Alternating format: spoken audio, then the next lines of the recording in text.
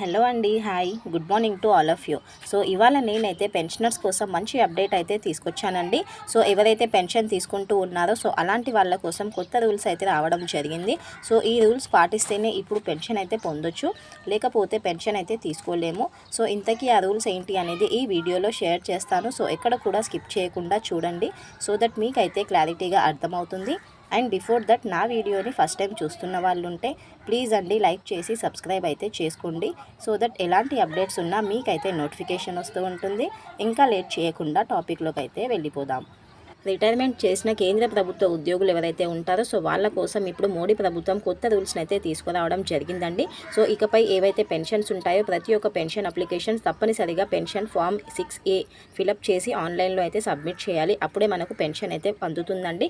ఇంతకీ ఇది ఎప్పటి నుంచి అమల్లోకి వస్తుంది, సో ఎలా ఫిలప్ చేసుకోవాలి, సో ఏ పోర్టల్లోకి వెళ్ళేసి అనేసి కంప్లీట్ డీటెయిల్స్ అయితే చూసేద్దాము. సో ఎక్కడ కూడా స్కిప్ చేయకండి, అప్పుడే మీకైతే క్లారిటీగా అర్థమవుతుంది. సో మనకు ఈ రూల్ వచ్చేసి నవంబర్ 16 నుంచి మాత్రమే అమల్లోకి అయితే వచ్చిందండి అందుబాటులోకి. సో దీనికి సంబంధించిన నోటిఫికేషన్ వచ్చేసి మనకు నవంబర్ 4th అయితే రిలీజ్ అవ్వడం జరిగింది. కాకపోతే మనకు నవంబర్ 16 నుంచి మనకు ఇది అందుబాటులో అయితే ఉందండి.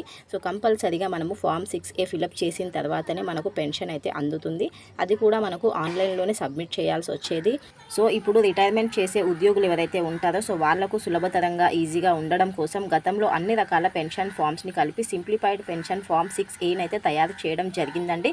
దీనికోసం మనకు CCSలోని 53, 57, 58, 59, 60 పెన్షన్ రూల్స్ని అయితే సవరించడం జరిగింది. సో దీనివల్ల ఏంటంటే మనము ఆన్లైన్లో అప్లికేషన్ ఫామ్ ఫిలప్ చేసి ఈజీగా అయితే పెన్షన్ పొందొచ్చు. అంతేకాకుండా పెన్షన్ ప్రాసెస్ను మరింత సమర్థవంతంగా సులభంగా చేసేందుకు ఈ ఆన్లైన్ పోర్టల్స్లో అందుబాటులోకి వచ్చాయండి. ఈ పెన్షన్ ప్రాసెస్లను కూడా సరిగ్గా నిర్వహించేందుకు ఆల్రెడీ మనకు కేంద్ర ప్రభుత్వం వచ్చేసి అధికారులకు ట్రైనింగ్ ఇవ్వాలని ప్రభుత్వం నిర్ణయం కూడా తీసుకోవడం జరిగిందండి. సో ఇదొకింత మంచి గుడ్ న్యూస్ అని అనుకోవాలి. సో ప్రాసెస్ అనేది ఈజీగా అవ్వడం కోసం, ఎలాంటి ఇబ్బందులు లేకుండా ఉండడం కోసం కేంద్ర ప్రభుత్వం అయితే ఈ డిసిషన్ తీసుకోవడం జరిగింది. ఈ ప్రాసెస్ ఎలా అప్లై చేసుకోవాలో చూసేద్దామండి. సో ఇది మనకు వచ్చేసి PF పోర్టల్ లేకపోతే మనకు ఈ HRMS 2.0 పోర్టల్ ద్వారా మాత్రమే ఆన్లైన్ అప్లికేషన్ ప్రాసెస్ అయితే కంప్లీట్ చేయాలి. అంతేకాకుండా అప్లికేషన్ హార్డ్ కాపీలను ఇకపైన అయితే మనకు అంగీకరించదండి. ఏదున్నా కూడా మనము ఆన్లైన్లోనే సబ్మిట్ చేయాల్సి వస్తుంది.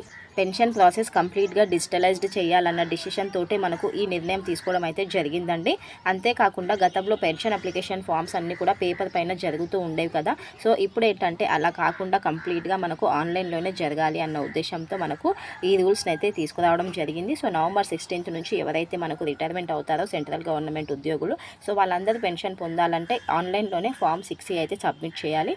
అప్పుడే మనం పెన్షన్ అయితే పొందుతారండి. So this is a new update about pensioners.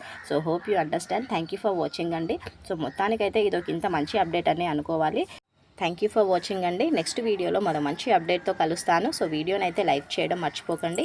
Like చేస్తే ఇంకా కొంతమందికి షేర్ అవుతుంది, సో దట్ వాళ్ళకు యూస్ఫుల్ అయితే అవుతుంది. So thank you once again. Please do like and subscribe to my channel. మరిన్ని అప్డేట్స్ కోసం నా ఛానల్ని అయితే లైక్ చేయండి, సో దట్ ఎలాంటి గవర్నమెంట్ స్కీమ్ ఇన్ఫర్మేషన్ కానివ్వండి, పెన్షన్ రిలేటెడ్, PFకి రిలేటెడ్, అంతేకాకుండా బ్యాంకింగ్కి రిలేటెడ్ ఎలాంటి అప్డేట్స్ అయినా కూడా నాకు తెలిసినంత వరకు ఇన్ఫర్మేషన్ నేను షేర్ చేయడానికైతే ట్రై చేస్తానండి. So thank you once again and bye అండి. నెక్స్ట్ వీడియోలో కలుద్దాం. Please do like and subscribe to my channel. Thank you.